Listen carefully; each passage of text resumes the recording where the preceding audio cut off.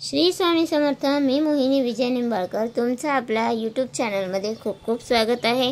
आजच्या व्हिडिओमध्ये आपण बघणार आहोत श्रावणात महिलांनी या रंगाची साडी चुकूनही घालू नका। श्रावण महिना हा खूपच पवित्र व आध्यात्मिक महिना मानला जातो। या महिन्यात व्रत, उपासना, पूजा केली जातात। अगदी भक्तिभावाने सर्व भक्त हे पूजा करतात। श्रावण महिन्यात सुवासिनी महिलांनी काही गोष्टी लक्षात घेऊन त्या टाळायच्या आहेत, तर काही गोष्टी करणे देखील महत्त्वाचे असते।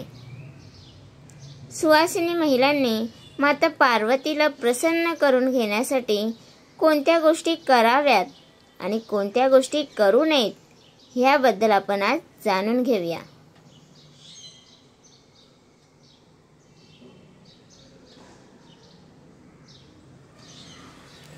श्रावण महिन्यात विवाहित महिलांनी माता पार्वतीची पूजा नक्की करावी, त्यामुळे सौभाग्याचे दान मिळते।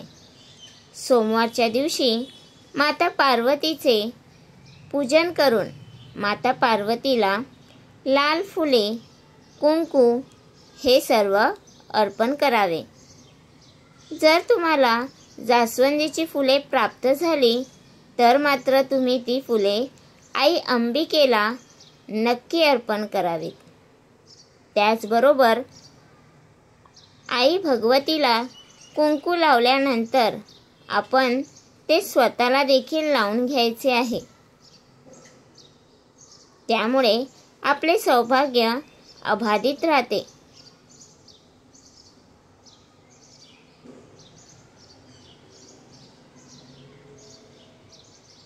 श्रावण महिन्यात सर्वत्र निसर्ग हिरवागार दिसतो। असे मानले जाते की शंकर माता पार्वतीला भेटण्यासाठी पृथ्वीवर आले होते आणि त्यावेळी पृथ्वीने सर्वत्र हिरवा रंग पसरवला होता, म्हणजेच निसर्ग हिरवागार झाला होता त्यांच्या स्वागतासाठी।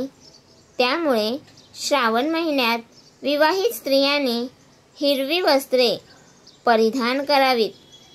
हिरवा रंग यावर्षी खूपच शुभ मानला जातो आणि म्हणूनच श्रावण महिन्यात स्त्रियांनी हिरव्या रंगाची साडी, हिरव्या रंगाच्या बांगड्या घालाव्यात।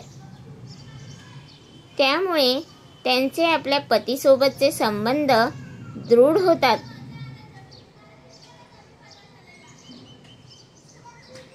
श्रावण महिन्यात विवाहित स्त्रियांनी मंगळसूत्र कायम गळ्यात ठेवावे, तसेच ते तुटलेले देखील नसावे। हिरव्या रंगाचा हार गळ्यात घातला तरी अतिउत्तम। श्रावण महिन्यात स्त्रियांनी कधीही आपला गळा रिकामा ठेवू नये। ह्या महिन्यात स्त्रियांनी काळे वस्त्र परिधान करू नये।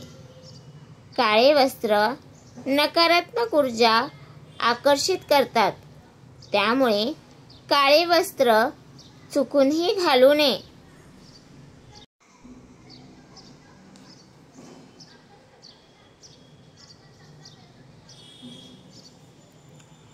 महादेवांची पूजा करण्यासाठी आपण पांढऱ्या रंगाची साडी आपण घालू शकता।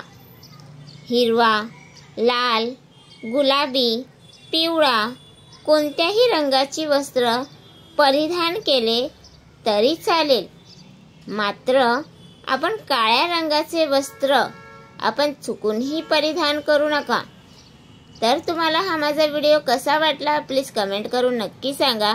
व्हिडिओ आवडल्यास लाईक करा, कमेंट करा आणि शेअर करायला विसरू नका। आणि तुम्ही अजूनपर्यंत आपल्या चॅनलला सबस्क्राईब केलं नसेल तर प्लीज जाऊन चॅनलला नक्की सबस्क्राईब करा, कारण आपल्या चॅनलवरती तुम्हाला आध्यात्मिक माहिती मिळत राहते। तर चला भेटूया उद्या एका नवीन व्हिडिओ सोबत। श्री स्वामी समर्थ।